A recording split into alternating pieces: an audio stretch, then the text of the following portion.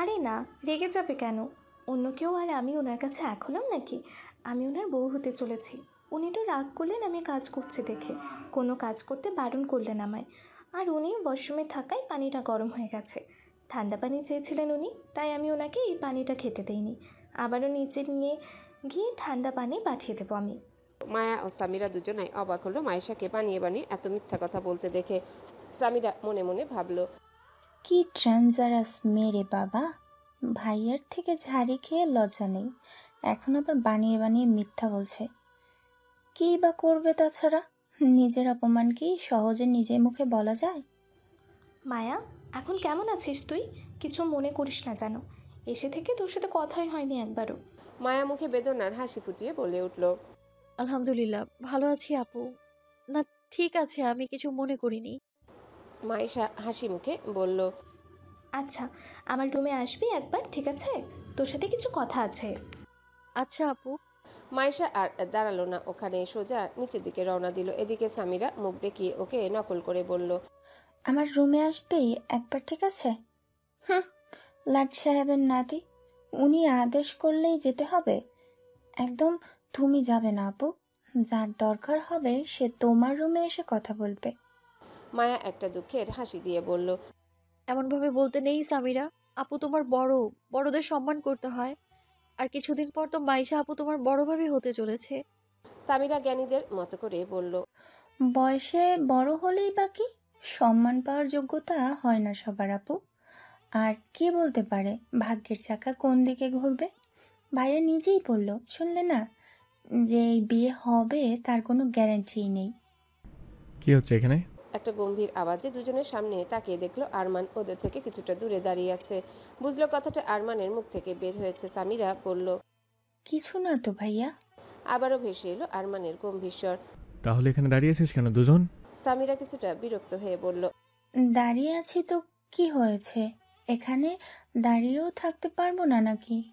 আরমান গম্ভীর গলায় হুঙ্কার ছাড়ল, সামিরা, মনে হচ্ছে তুমি দিন দিন ভুলে যাচ্ছ বড়দের সাথে কিভাবে কথা বলতে হয়। তুমি খুব ভালো করে জানো বড়দের সাথে এভাবে কথা বলা আমি পছন্দ করি না।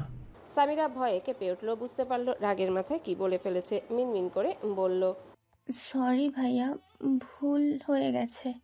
আসলে মাইশা আপুর সাথে কথা বলছিলাম, তাই এখানে দাঁড়িয়ে। মায়া আপু আর আমি আমার রুমে যাচ্ছিলাম। আরমান গম্ভীর গলায় বলল। আচ্ছা তুই যা, মায়ের সাথে আমার কিছু কথা আছে। কথাটা শুনেই মায়া সামিরার হাতটা খামচে ধরলো, আর সামিরা সেই হাত ওর অন্য হাত দিয়ে আস্তে করে ছাড়িয়ে দিল। তারপর অসহায় চোখে একবার মায়ার দিকে তাকিয়ে এক ছুটে চলে গেল। এদিকে মায়া মাথা নিচু করে দাঁড়িয়েছিল। কিছু ভালো লাগছে না, ওর সব কিছু বিরক্ত লাগছে যেন। কোনো ইচ্ছে নেই ওর আরমানের সাথে কথা বলার। তাই মাথা নিচু করে পাশ কাটিয়ে চলে যেতে চাইলো, কিন্তু আরমানকে ক্রস করে যেতেই আরমান ওর হাতটা ধরে ফেললো। সাথে সাথে মায়া থমকে দাঁড়িয়ে চোখ দুটো বন্ধ করে নিল। এরপর আরমান কোনো কিছুই না বলেই সোজা টেনে নিয়ে গেল ওর ঘরে। ওর ঘরে এসে থামতেই মায়া নিজের হাতটা ঝটকা মেরে ছাড়িয়ে নিল। তারপর রাগী গম্ভীর গলায় বলল, এভাবে টেনে আনলেন কেন আমায়? আরমান ওর স্বভাবসুলভ গম্ভীর গলাতেই বলল, বললাম তো কথা আছে আমার তোমার সাথে। আমার কোনো ইচ্ছে নেই আপনার কথা শোনার। আর এইভাবে যখন তখন স্পর্শ করবেন না আমায়। কেন? কীভাবে স্পর্শ করলে? মায়া প্রচণ্ড রেগে গিয়ে বলল, কেন? কেন স্পর্শ করবেন আপনি আমায়? কে দিয়েছে আপনাকে আমাকে স্পর্শ করার অধিকার? মায়ের কথা শেষ হতে আরমান হঠাৎ মায়ের কোমরে হাত দিয়ে এক ঝটকায় দেয়ালের সাথে মিশিয়ে ধরল। তারপর দাঁত কিরমির করে মায়ের মুখের কাছে মুখ নিয়ে এগিয়ে বলল, এই আরমান শাহরিয়ারকে অধিকার দিতে হয় না, অধিকার ছিনিয়ে নেয়। মায়ের হাত দুটো দেয়ালের সাথে এক হাতে চেপে ধরে আছে আরমান, আরেক হাত মায়ের কোমরে। আরমানের গরম নিঃশ্বাস মায়ের মুখের উপর পড়ছে। মায়ের হার্টবিট হঠাৎ করে বেড়ে গেছে, চোখ দুটো বন্ধ। আরমান ছাড়া কোনো পুরুষ মানুষ ওর সান্নিধ্যে কোনোদিনও আসেনি। মায়াকে প্রথম স্পর্শ করা পুরুষটাই হচ্ছে আরমান। আবার এই আরমানই সেই পুরুষ যাকে প্রথম দেখে হৃদয়ের আঙিনায় বসন্তের নরম বাতাস বয়ে গিয়েছিল মায়ার। আরমান একদৃষ্টিতে তাকিয়েছে মায়ের মুখের দিকে, কি যেন খুঁজে চলেছে ওর মুখের মধ্যে। আরমানের গম্ভীর গলার আওয়াজ প্রবেশ করলো মায়ের কর্ণকুহরে। Open your eyes. মায়ার কি হলো জানা নেই, হঠাৎ ও যেন একটা ঘোরের মধ্যে চলে গেছে। মন্ত্রমুগ্ধের মতো ধীরে ধীরে চোখ খুলে দৃষ্টি রাখলো আরমানের চোখে। আরমান খুব কাছ থেকে তীক্ষ্ণ দৃষ্টিতে কিছু একটা খুঁজলো যেন মায়ার চোখে। তারপর ধীরে ধীরে আরমানের মুখে খেলে গেল একটা বাঁকা হাসি। হাসিটা বাঁকা হলেও প্রাপ্তির, যেন কাঙ্ক্ষিত কিছু হঠাৎ করেই পেয়ে গেছে ও। এরপর আরমান ধীরে ধীরে নিজের হাতের বাঁধন আলগা করে দিল। তারপর স্বাভাবিকভাবে ড্রেসিং টেবিলের কাছে গিয়ে হাত ঘড়িটা তুলে নিয়ে পড়তে পড়তে স্বাভাবিক গলায় বলল, যাও, আমার জন্য এক গ্লাস পানি নিয়ে আসো। মায়া তখনও থমকে দাঁড়িয়েছিল দেয়ালে ঠেস দিয়ে। আরমানের কথায় ঘর থেকে বেরিয়ে এলো যেন। ভীষণ রাগ লাগলো ওর নিজের উপরই। বিরক্ত লাগলো ওর যে এতক্ষণ আরমান ওর কাছাকাছি ছিল, আরও বাধাও দেয়নি। এটা ভেবে বিরক্ত গলায় মায়া বলল, পারবো না আমি। আমাকে কি কাজের মেয়ে মনে হয় নাকি? আপনার হবু বউ তো এনেছিল পানি, খাননি কেন তখন? আমার সব কাজ করে দেওয়ার জন্য তো এনেছি তোমাকে, বলে গেলে। অনেক দিন হয়ে গেছে ছুটি কাটিয়েছো, এবার আবার নিজের কাজে লেগে পড়ো। হ্যাঁ, এখন অফিসে না গেলেও হবে। অফিস থেকে এক সপ্তাহে ছুটি দেওয়া হয়েছে তোমাকে, তবে তোমার পার্সোনাল মেয়েদের কাছ থেকে ছুটি দেওয়া হয়নি। বিয়ে করবেন কিছুদিন পর, হবু বউ তো বাড়িতেই আছে, তাই ভালো হবে নিজের হবু বউকে তার স্বামীর কাজগুলো এখন থেকে বুঝে নিতে দিন, নইলে পরে পস্তাতে হবে। আর হবু বউ বাড়িতে থাকতে এখন আপনার পার্সোনাল মেইডকে কিসের প্রয়োজন? বিয়ে? কাকে করবো বিয়ে? আমাদের সেই মেয়েটাকে বিয়ে করে ফেলেছি বহু আগেই, যার নাম হৃদয়ে খোদাই করে রেখেছি মৃত্যুর মুখে দাঁড়িয়ে সেই দিন থেকেই। মায়া ভীষণ বিরক্ত হলো আরমানের এমন কথায়। ও বিরক্ত গলাতেই বলল, কে কে সেই মেয়ে যে আপনাকে মৃত্যুর মুখ থেকে ফিরিয়ে এনেছিল? ওই মেয়েটা কি মাইশা নয়? সেই মেয়েটা মাইশা কিনে জানে না, তবে আমি সেই মেয়েটাকে একবার ছাড়া দ্বিতীয়বার আর কখনো চোখে দেখিনি। অথচ মনে মনে তার কপালের টিপ থেকে পায়ের নুপুর পর্যন্ত সাজিয়ে রেখেছে। সে আমার দেখা নয়, সে আমার প্রতীক্ষার রূপ। ভীষণ তেরা তেরা কথা বলে এই লোক, যা মায়ার মাথার উপর দিয়ে যায়। ও বিরক্ত গলায় বলল, আপনার সাথে কথা বলাই বেকার। মাথা মুন্ডু কি বলেন কিছু বুঝি না। বিরক্তিকর লোক একটা। কথাগুলো বলে আর এক মুহূর্ত দাঁড়ালো না মায়া। গটগট পায়ে বেরিয়ে গেল রুম থেকে। আরমান ওর যাওয়ার দিকে তাকিয়ে থেকে একটা বাঁকা হাসি দিয়ে বিড়বিড় করে উচ্চারণ করলো, এত তাড়াতাড়ি বিরক্ত হলে হবে জানামান? এটা তো সবে শুরু। মায়া নিজের মনে বিড়বিড় করে আরমানকে বকতে বকতে ডাইনিং টেবিলে খাবার সাজাচ্ছে। আরমানকে পানি দিয়ে এসেছিল রুমে, তখন আবার আদেশ করেছে, তোমাকে হসপিটাল থেকে বাড়ি আনার চক্করে ব্রেকফাস্ট করা হয়নি আমার। তাই যাও, খাবার রেডি করো, আমি আসছি। রুবি বলেছিল স্যার নিচে আসার আগে রেডি করে দেবে খাবার, ও যেন রেস্ট নেয়। মায়া বলেছে না থাক, এটা ওর কাজ, তাই ও নিজেই করবে। ওর শরীরটা এখনো দুর্বল লাগছে, তাই এখন বিড়বিড় করতে করতে খাবার বাড়ছে আরমানের জন্য। মায়ের এই অবস্থাতেও মায়াকে কাজ করাচ্ছে আরমান, আর তাই মায়ের ভীষণ রাগ হচ্ছে আরমানের উপরে। কিন্তু বোকা মায়া খেয়ালই নেই যে এই কাজ এবং আরমানকে বকার ধ্যানে থাকায় নিজের বাবার মৃত্যুর শোক থেকে কিছুটা হলেও বেরিয়ে এসেছে। নিষ্ঠুর লোক একটা। দেখলো আজকেই কিছুক্ষণ আগে হসপিটাল থেকে এলাম, একটু মায়া দয়া নেই মনে, নিষ্ঠুর পাষাণ। গালাগালি দেওয়া শেষ হলে আমি কি খেতে বসতে পারি? হঠাৎ নিজের কানের কাছে আরমানের গম্ভীর গলার আওয়াজ শুনতে পেয়ে চমকে উঠল মায়া। হাতে ছিল সুপের গরম পাটি, সেটাও কেঁপে উঠে পড়ে যেতে নিল। কিন্তু তার আগে আরমান মায়ার হাতে হাত দিয়ে আগলে নিল বাটিটা। দ্বিতীয়বার কেঁপে উঠল মায়া আরমানের ছোঁয়ায়, আর সেটা স্পষ্ট অনুভব করলো আরমান। হঠাৎ কারোর নকল কাশির শব্দে ঘুরে তাকালো আরমান ও মায়া। দেখলো আবির তার 32টা দাঁত বের করে দাঁড়িয়ে আছে। আরমান মায়াকে পাশ কাটিয়ে চেয়ারে বসে গেল। মায়া কিছুটা লজ্জা পেল আবিরের এমন হাসি দেখে, সাথে আরমানের উপর প্রচণ্ড রাগ হলো। হঠাৎই এই বেহায়া লোকটা তার এত কাছে চলে আসছে কেন? বাড়ি ভর্তি মানুষজন, যদি কেউ দেখে ফেলে তখন তো মায়াকে এই দুশ্চরিত্রা বানিয়ে দেবে। বলছি, আমি কিছু খাইনি সকাল থেকে, আমার কপালে কি কিছু খাবার জুটবে? আবিরের পিছন থেকে সামিরাও বলে উঠল, আর আমরাও। তোমরা বসো, আমি খাবার বেড়ে দিচ্ছি। এরপর মায়া ওদের দুজনকেও খাবার বেড়ে দিল। আরমান গম্ভীর গলায় বলল, আপনিও খেয়ে নিন মিস, না খেয়ে আবারও প্রেশার ফল করবে। এবার আর হসপিটালে নিয়ে যাবো না কিন্তু। আবির ও সামিরা বিস্ফোরিত চোখে তাকালো আরমানের দিকে। আবিরের গলায় তো খাবার আটকে গিয়ে খুব জোরে বিষম খেলো, কাশতে শুরু করলো। যে আরমান কোনোদিনও কেউ খেলো কি খেলো না তার খোঁজ রাখে না, সে আজ ঘুরিয়ে পেঁচিয়ে মায়াকে খেতে বলছে। এতে অবাক হওয়ারই কথা। আবির এখনো কাশছে, আর এদিকে এই সুযোগে সামিরা হাতছাড়া করার মেয়ে নয়। ও শুরু করলো আবিরের পিঠে ইচ্ছে মতো কিলচর দিতে, সাথে মুখে বলছে, 60, 60, 70, 80, 90, 100, 110। আর মেরে মেরে গুনতে পারলো না সামিরা। তার আগে রুবি ছুটে এসে সামিরার হাত ধরে থামিয়ে দিল, আর মায়া এসে তাড়াতাড়ি পানি দিল। আবির পানি খেয়ে কিছুটা ধাতস্থ করলো নিজেকে। রুবি চিন্তিত সুরে সামিরার উদ্দেশ্য বলল, আরে এই সময় কেউ এইভাবে মারে, এতে হিতে বিপরীত হয়ে যাবে তো। থ্যাঙ্কস রুবি ডার্লিং, তুমি আজ না আসলে এই শামুকের বাচ্চা শামুক আমাকে মেরেই ফেলতাম। আবুল ভাইয়া আমাকে একদম শামুক বলবে? এই 1 মিনিট, তুমি রুবি আপুকে কি বললে? Ruby darling? মায়া অবাক হলো আবিরের মুখে ডার্লিং শুনে। আবির বুঝলো ইমোশন লুকাতে না পেরে ভুল জায়গায় ভুল কিছু বলে ফেলেছে। দেখলো রুবি কটমট করে তাকিয়ে আছে মিথ্যা রাগ দেখিয়ে। মিথ্যা মনে হচ্ছে কারণ লজ্জায় রুবির গাল লাল হয়ে আছে। আবির কিছুটা বোকা বোকা হেসে বলল, ডার্লিং বলেছি কারণ তুই রাক্ষসী মহিলার মতো আমায় মারছিলে, আর রুবি এসে রাজকুমারের মতো আমাকে বাঁচিয়েছে। আবারও সামিরা অবাক গলায় বলল, এ আবার রাজকুমারীও বলছে, শুনলে আপু? রুবি আর থাকতে পারলো না এখানে, বেচারি লজ্জায় কেটে পড়লো ওখান থেকে। এদিকে ধমকে উঠলো আরমান। খাবার টাইমে এত ডিস্টার্ব ভালো লাগে না, থামবি তোরা? চুপ হয়ে গেল সবাই, যে যার মতো খেতে শুরু করলো। আর আরমান মায়াকে উদ্দেশ্য করে বলল, আর তোমাকে কি বললাম, শুনতে পাওনি? খেয়ে নিতে বললাম তো। আপনাকে এত চিন্তা না করলেও চলবে। সামিরা দাঁত বের করে হেসে বলল, আসলে ভাইয়া মায়া আপুর খাওয়া অনেক আগেই হয়ে গেছে, বাড়িতে এসে ছোট আম্মু খাইয়ে দিয়েছে। আরমান কোনো জবাব দিল না এই কথার। আর এদিকে আবির আরমানের দিকে তাকিয়ে দুষ্টু হাসি হাসছে। ও সেদিকে পাত্তা না দিয়ে চুপচাপ নিজের খাওয়া শেষ করে উঠে দাঁড়ালো। তারপর আবারও মায়াকে উদ্দেশ্য করে বলল, দুপুর লাঞ্চটা পাঠিয়ে দেবেন অফিসে, আর হ্যাঁ, রান্নাটা নিজে করবেন, ঠিক টাইমে যেন পৌঁছে যায়। 2 দিন পর কেটে গেছে 2 দিন। মায়া এই 2 দিনে নিজেকে আরো কিছুটা শক্ত করে তুলেছে। ওর চাচি ওকে অনেক কটু কথা শুনিয়েছে। আরমানের সাথে ডিভোর্স হওয়ার পরও আরমানদের বাড়িতে থাকার জন্য শাসিয়েছে ওকে। ওর যেন আর আরমানের জীবনে ঢোকার চেষ্টা না করে। ওনার মেয়েটা সুখী হতে চলেছে। মায়া যেন ওনার মেয়ের সুখের পথে কাটা হয়ে না থাকে।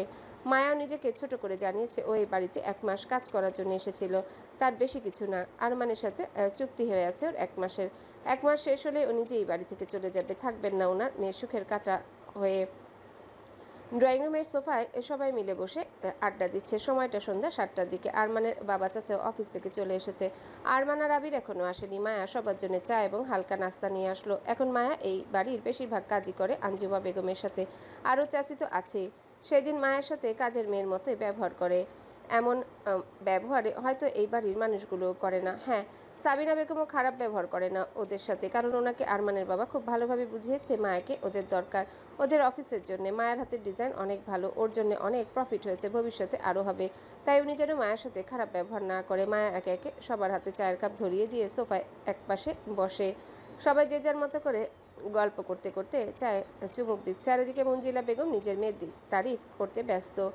আমার মেয়েটাও খুব ভালো নাস্তা বানায়, রান্নাটাও খুব ভালোই করে ও। তবে একমাত্র মেয়ে তো, তাই কখনো রান্না করতে দিইনি।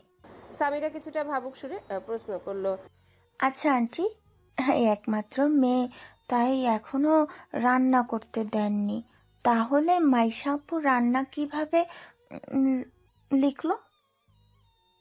সামিরার কথায় উনি কিছুটা থতমত খেয়ে গেল। উনি আমতা আমতা করে বলে উঠলেন, না মানে আগেও করতো রান্না, তখন শিখেছে, আর এখন আর করতে দিই না আমি। সামিরা দাঁত বের করে হেসে বলল, ও আচ্ছা। সামিরা, মাইশাকে আপু বলছো কেন? ভাবি বলতে পারো তো। সামিরা মুখে হাসি ফুটিয়ে বলে উঠল, মম, আগে ভাইয়ার সাথে বিয়েটা হয়ে যাক, তারপর থেকে অবশ্য ভাবি ডাকবো, এখন কেমন জানি একটা লাগে। সামিরার এই কথার প্রতি উত্তরে সাবিনা বেগম কিছু বলবেন তার আগে হঠাৎ কেউ ওনার 2 চোখে হাত দিয়ে ধরলো। উনি কিছু বলবে তার আগে সামিরা উঠে দাঁড়িয়ে চিৎকার করে উঠল, ছোট ভাইয়া, ও মাই আল্লাহ, আমি তো বিশ্বাস করতে পারছি না তুমি আমার সামনে দাঁড়িয়ে আছো। মিসেস সাবিনা বেগমের চোখ ধরে রাখা ছেলেটা বিরক্ত গলায় বলে উঠল, দিলি তো আমার প্ল্যানের 12টা বাজিয়ে। ধ্যাত, ভালো লাগে না। আঞ্জুমা বেগম ছুটে এসে জড়িয়ে ধরলেন ছেলেটাকে। আব্বু, তুই এভাবে হঠাৎ করে বলে আসবি তো? ছেলেটাও আঞ্জুমা বেগমকে জড়িয়ে ধরে বললেন, আম্মু বলে আসলে কি আর এই সারপ্রাইজটা পেতে? ছেলেটা হচ্ছে এবারই ছোট ছেলে মানোয়ার এবং আঞ্জুমা বেগমের একমাত্র ছেলে আয়ান শাহরিয়ার। আয়ান তার আম্মুর চোখের পানি মুছে বড় আম্মুকে জড়িয়ে ধরলো। ওনার চোখেও খুশির পানি। এরই মধ্যে সামিরা ছুটে এসে নিজের মম এবং ছোট ভাইয়ের মাঝে ঠেলে ঠুলে ঢোকার চেষ্টা করলো। এতে বিরক্ত হয়ে সাবিনা বেগম ছেড়ে দিলেন আয়ানকে। তারপর সামিরাকে ধমকে উঠে বললেন, সবসময় এমন বাদরামি করো কেন তুমি?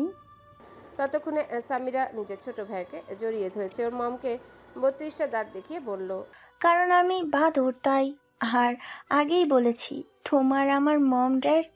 তাহলে আর কিছু বলল না। থেমে গিয়ে দুষ্টু হাসি হাসলো ওর মায়ের দিকে তাকিয়ে। সাবিনা বেগম বিরক্ত হলেন ভীষণ। আয়ান একে একে বাপ চাচাকেও জড়িয়ে ধরলো। এরপর সাবিনা বেগম আয়ানকে উদ্দেশ্য করে বলল, আয়ান বেটা, তোমার হবু ভাবির সাথে দেখা করবে না? যার কথা বলছিলাম আমি তোমাকে। হ্যাঁ বড়, অবশ্যই দেখা করব। কোথায় সেই হবু ভাবি? তাকে দেখার জন্যই তো হঠাৎ করে এত দূর কাউকে কিছু না জানিয়ে চলে এলাম। আমার ভাইয়ের এতদিনের ভালোবাসা, যাকে সে পাগলের মতো খুঁজছে, তাকে দেখার জন্যই তো আসা। সবাই মাইশার দিকে তাকাতেই দেখলো মাইশা ঘোমটা দিয়ে নিজের মুখটা আড়াল করার চেষ্টা করছে, কেমন যেন তার মায়ের পিছনে লুকিয়ে পড়ার চেষ্টা করছে। এটা দেখে সবাই কিছুটা অবাক হলো। সাবিনা বেগম মাইশার কাছে এগিয়ে এসে বলল, এ কি মাইশা, তুমি এভাবে ঘোমটা দিয়ে রেখেছো কেন? মঞ্জিলা বেগম কিছুটা হাসার চেষ্টা করে বলল, আমার মাইশা মনে হয় লজ্জা পাচ্ছে এভাবে একটা অন্য ছেলের সামনে আসতে। আরে ও অন্য কেউ না, ও তো এই বাড়ির ছোট ছেলে, আঞ্জুমার ছেলে ও। মাইশা আসো, পরিচয় করিয়ে দেই তোমার দেবরের সাথে। কথাটা বলে উনি মাইশাকে উঠে দাঁড় করিয়ে ওর ঘোমটাটা সরিয়ে দিল। আয়ান হাসি মুখে বলল, আর এভাবে আপনি লজ্জা, তুমি? নিজের পুরো কথা শেষ না করেই তুমি বলে চিৎকার করে উঠল আয়ান। ওর পায়ের তলা থেকে যেন মাটি সরে গেল, হাসি হাসি মুখটা চুপসে গেল, ওর মাথার উপর যেন আকাশ ভেঙে পড়ল।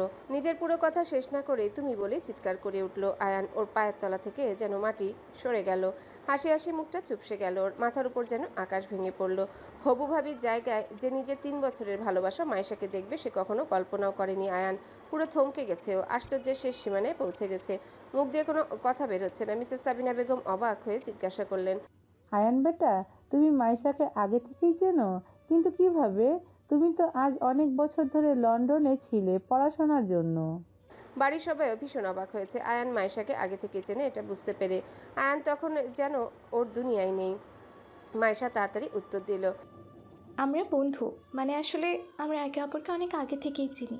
ফেসবুকে পরিচয় হয়েছিল, তখন থেকেই আমরা টুকটাক বন্ধু হিসাবে কথা বলি। তবে আয়ান, তোমাকে এখানে দেখে আমিও ভীষণ অবাক হয়েছি, তোমার মতোই। তুমি যে এই বাড়ির ছেলে তা আমি জানতাম না। মাইশা শেষের কথাগুলো আয়ানকে উদ্দেশ্য করে বলল। আয়ান শুধু অবাক হয়ে মাইশার কথাগুলো শুনলো। কি হচ্ছে ওর সাথেও যেন নিজেই বুঝতে পারছে না। ও আচ্ছা, তাই বলো। তাই ভাবছি যে ও তো এত বছর দেশে ছিল, কিন্তু তোমাকে কিভাবে চিনে?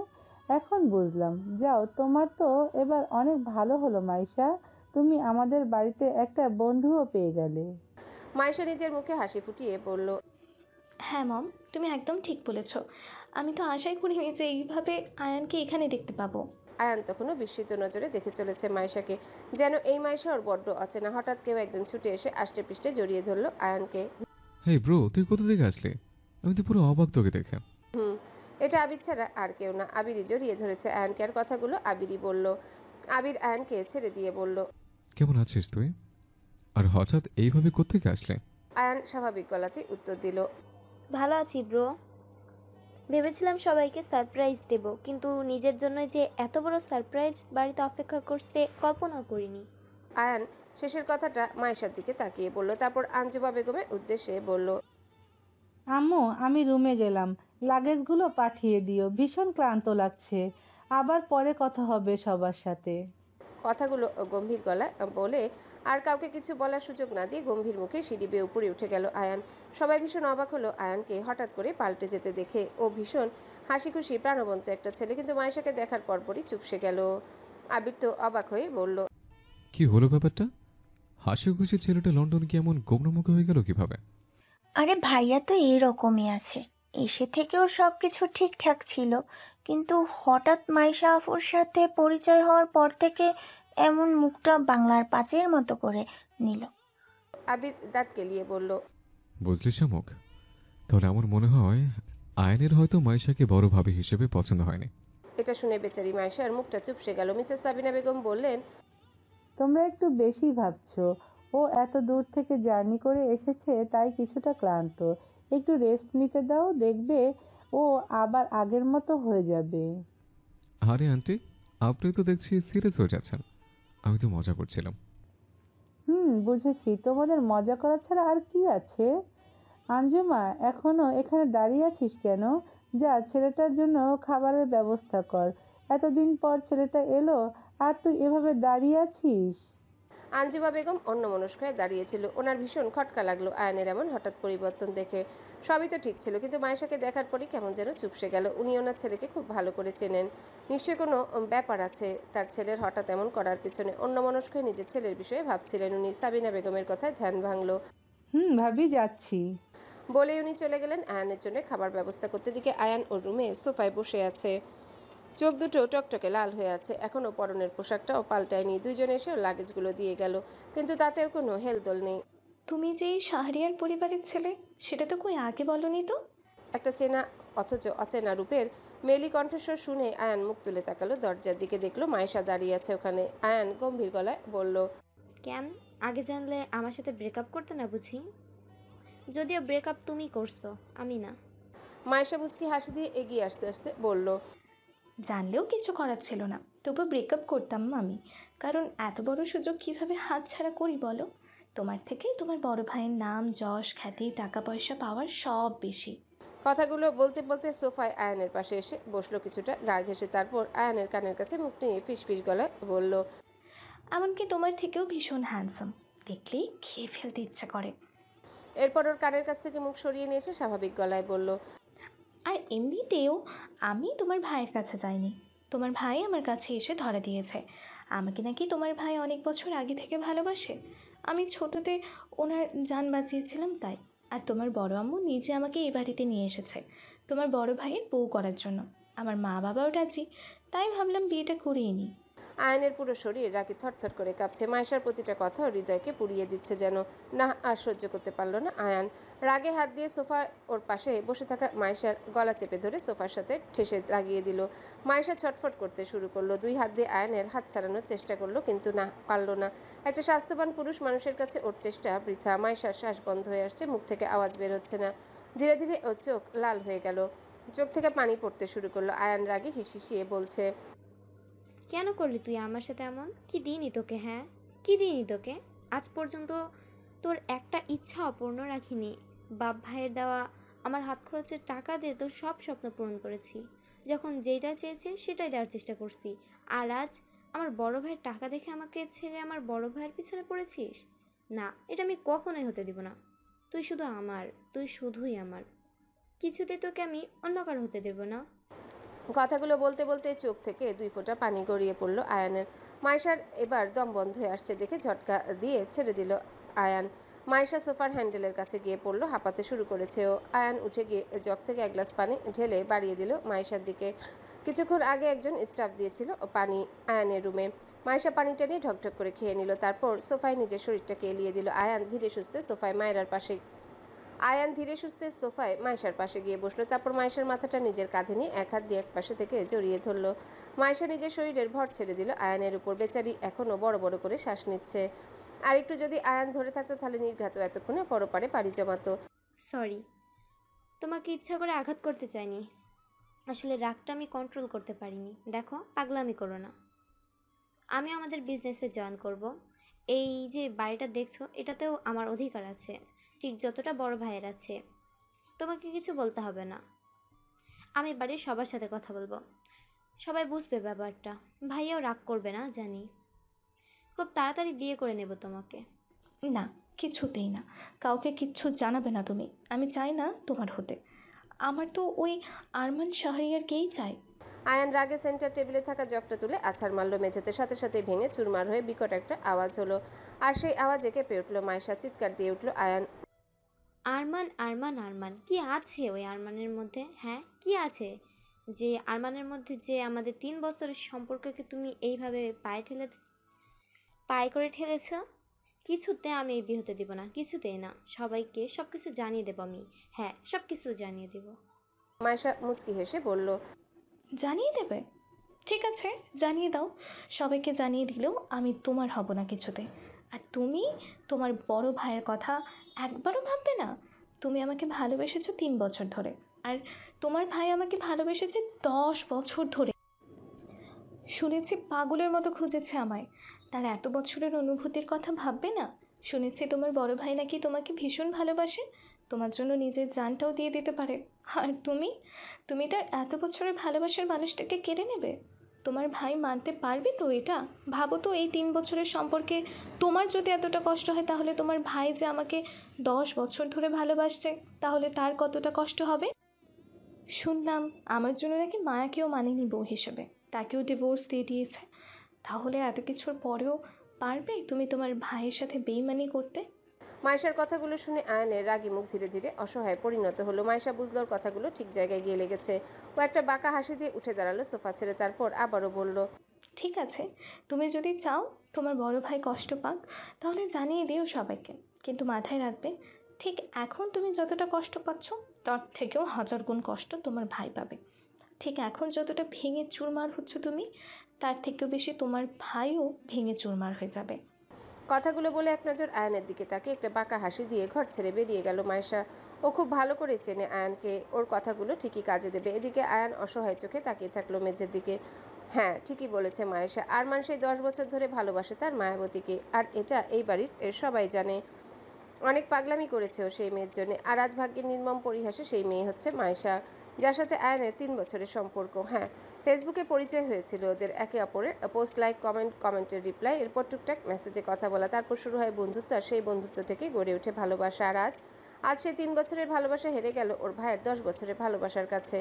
হ্যাঁ, জেদের বসে প্রথমে সবাইকে জানিয়ে মায়েশাকে বিয়ে করবে বললেও এখন স্পষ্ট বুঝতে পারছে এটা সম্ভব নয়, কিছুতেই সম্ভব নয়।